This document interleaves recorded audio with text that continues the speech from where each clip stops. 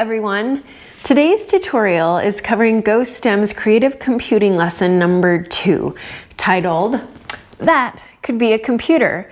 And this lesson, like all the others, is adapted from the Computer Science in San Francisco curriculum. So the objectives for this lesson are that students will reimagine an everyday object as a computer that solves a problem. They will also assign an input and an output to their imagined computer. Now, the materials that you're going to need include the design sheets that the students will fill out, so one for every student. You'll want to sign for inputs and outputs, and then just everyday objects. So you have a backpack here, a box, some books, a pencil, a pen and pencil case, a stuffed animal, really anything that you have lying around goes. Also, when you wrap up, you're going to want to have your computer science badge chart. All right, let's get started.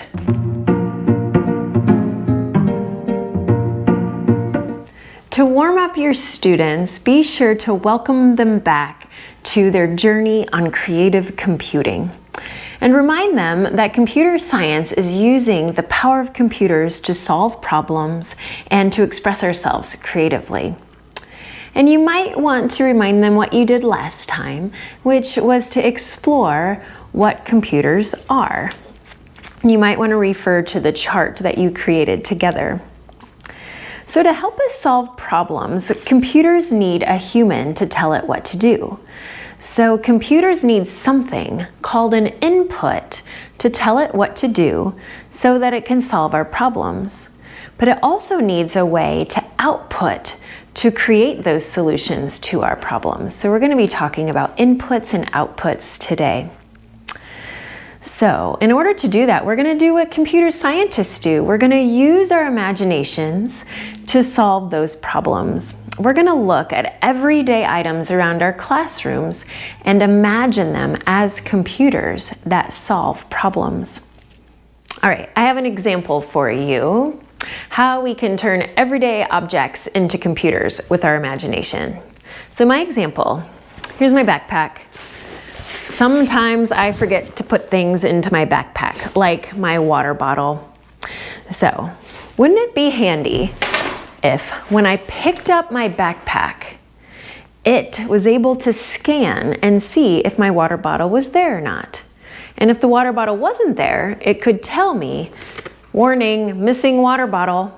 So I've just solved a problem, shared what its inputs are, a motion sensor, and I'm going to show a little icon here. A motion sensor could look like that. That then would scan my backpack, and then the output could be a speaker that has a voice coming out of it warning me that I forgot my water bottle. Reimagining everyday objects as computers. All right, as a class, you're going to want to have your class kind of situated so you have everyday items somewhere centrally located, maybe sitting in a circle with all the items in the middle of the circle. And so now it's time for the students to try doing this as well with the everyday items that you have sitting out. So we're going to say, use a sentence starter, that this isn't just a backpack. This is a computer that scans for my water bottle. And the students are going to do the same. And you can do something like a think, pair, share with pairs, elbow buddies, or maybe at a table, wherever you are, have them be able to share that this is not just a bunny rabbit. This is a computer that, so on and so forth, having the students come up with some sort of problem that it solves. So after they have some time to think about what kind of problems their computers are going to solve, have them start to think about, well, what is their computer's input? So you'll want to specifically talk about this piece of paper that shows all of the different kinds of inputs. Maybe there's a keyboard that inputs information, maybe a motion sensor like with the backpack, or maybe there's a button or a touch screen or a microphone. So have them think about what kind of input might they be able to communicate into their computer. And then whatever problem they're starting to solve, they need an output for.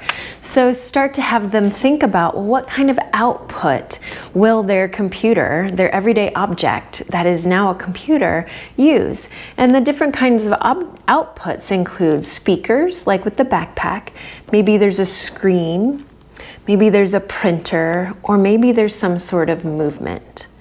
All right, so having the students take some time after they think about what their computer is, what problems does it solve, now, what are their inputs and what are their outputs? All right, after the students have had a chance to share in their small groups or with pairs, maybe use some equity sticks or draw the group back together so that a few students could share to the whole group.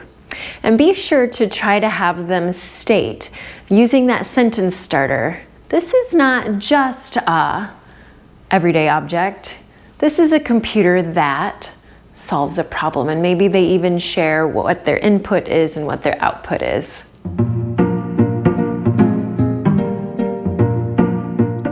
So for the main activity, we're going to reimagine another computer with another everyday object. But this time we are going to record the information on our design sheets. So every student will get one. So you're going to want to set some boundaries with your students for what they can collect for everyday objects. So you might want to go ahead and pre-collect things, or maybe you have a certain set of things that they can collect from. So students will choose an object and then bring it back to their desk or their table. And then once all the children have their objects and are at their tables, have them really look at their object. Look at it from the top, from the bottom, on the sides. And then you're going to ask them, what problem is your object going to solve? How is your object going to help people? So have them think about it a little bit, and then you'll want to have them go ahead and on this top left part, my computer helps people, have them draw, or maybe if you have some writers, have them write down how their object, how their computer solves problems for people. Now that they have some ideas to what kind of problem they're going to solve, now it's time for them to take to figure out which input they're going to use. So then in the top right part, they can circle either the microphone, the keyboard, the motion sensor, a button, or a touch screen. Or if they have a new idea for an input, there's a box here that they could share their own input. And then the same thing goes for the outputs. So what are they going to use to output their information? Are they going to use speakers, maybe a screen, a printer or movement, or their own idea in that square, in that rectangle? So great. Now they have an idea of what their computer is, how does it help people, what its input is, and what its output is. So now it's time for them to share maybe with an elbow buddy or maybe with their table. And then after they've had a chance to share with a small group, maybe asking students to share in a larger group. And then whenever it feels right, as the educator, there's one more spot to fill out on their design sheet, is that their computer looks like this in the lower left-hand corner, so that they can sketch what their computer is, maybe sketch where the input is and where the output is, so they can kind of pull it all together. To debrief this lesson, remind students that computers solve problems. And in order to do so, we tell computers how to solve problems through inputs, and then the computer changes the information and makes an output. Now, you'll probably want to take a little bit of time to show examples that students have created of computers that are clearly solving a problem, as well as clearly shows an input and clearly shows an output. And then remind them that last time we talked about celebrating creative computing through badges.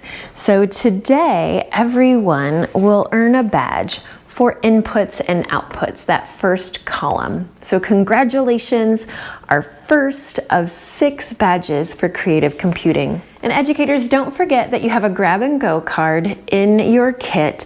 It's a shortened version of the lesson plan, which is also in your kit, so that you can have that with you while you're teaching. And lastly, thanks for watching and continue to enjoy your creative computing journey.